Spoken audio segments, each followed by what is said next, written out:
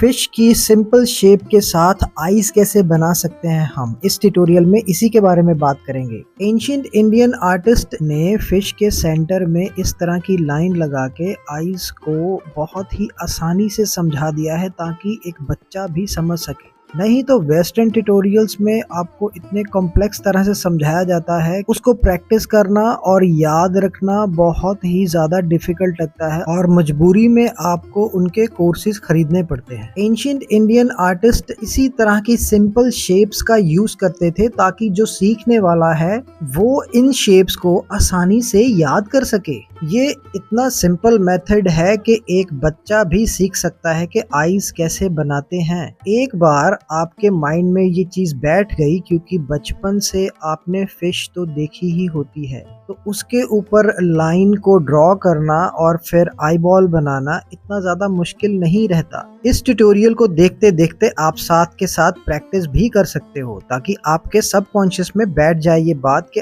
Ice की shape किस तरह से होती है। फिश की शेप को ही लेके आइस बनाने के भी कुछ कारण थे। सबसे मेन कारण में से एक था कि कुछ चीजों को सिंबॉलिकली दिखाना होता था। एस्थेटिक रीजंस की बात करें तो primarily to convey the beauty, purity, divinity and specific emotion state, और किसी खास तरह के करेक्टर को शो करने के लिए फिश आई शेप का यूज किया जाता था। आइज की डिटेल्ड इंफॉर्मेशन के साथ ड्राइंग की भी प्रैक्टिस करो आइज बनाने की, जैसे कि मैं ऊपर बना रहा हूँ। कलाई को शीट के साथ मत लगाना, हाथ को खोल के चलाओ।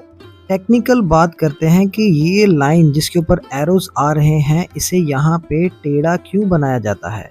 फॉर एग्जाम्पल एक ग्लोब ले लीजिए और उसके सेंटर में एक इक्वेटर लाइन ड्रॉ कर लीजिए, और अगर आप ग्लोब को ऊपर से देखेंगे तो वही स्ट्रेट लाइन आपको कर्व दिखाई देगी जो कि ग्लोब की राउंडिटी को दिखाती है। फिश के ऊपर वही लाइन राउंडिटी को रिप्रेजेंट करती है।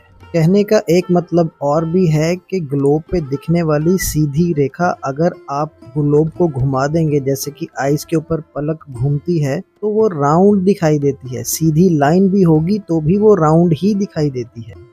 तो आपने ऑब्जर्व किया कि एंशिएंट इंडियन आर्टिस्ट ने कितनी सिंप्लिसिटी से राउंडिटी एंड वॉल्यूम को एक ही लाइन से दिखा दिया। और अगर आप डेप्थ में सोच सकते हैं तो सोचिए कि फिश तो इस तरह की सीधी बनाई जा सकती थी, लेकिन इसकी पूंछ लास्ट में टेढ़ी क्यों बनाई गई है। इसे समझने के लिए अब आप कोई भी काजल वाली आइस को इमेजिन कीजिए, और अगर आपने गौर किया है तो गर्ल्स जब काजल लगाती हैं तो एंड पे एक लाइन को टेढ़ा ले जाती हैं।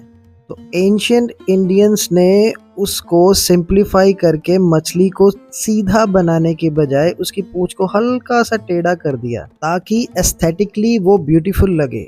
और अगर आपको याद होगा तो आपने सुना होगा कि मछली जैसी आंखें या हिरनी जैसी आंखें, तो वो सिंबॉलिक वर्ड है काजल को साथ में इमेजिन करने का। और अगर आप एनीमे देखते हैं तो एनीमे में गर्ल्स की आईज के पीछे भी ये हल्की सी पूंछ को टेढ़ा किया जाता है जब वो ड्रॉ करते हैं उसका कार्टून। अब आप फिश की शेप को अपने दिमाग में रख के कितना भी खेल सकते हैं। तो हमेशा याद रखिए, अगर कोई चीज़ आपको बहुत ही डिफ़िकल्ट तरह से समझाई जा रही है तो सिंपली एक ही चीज़ है कि वो आपको समझाना नहीं चाहते।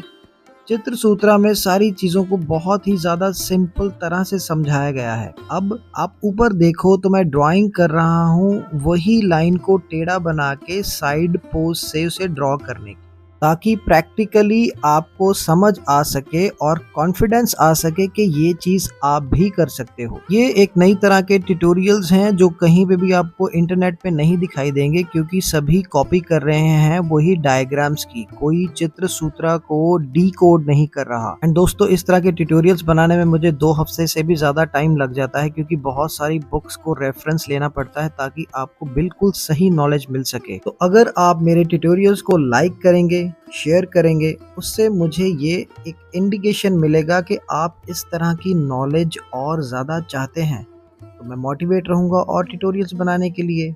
So my artist friends, do support this channel. Happy sketching.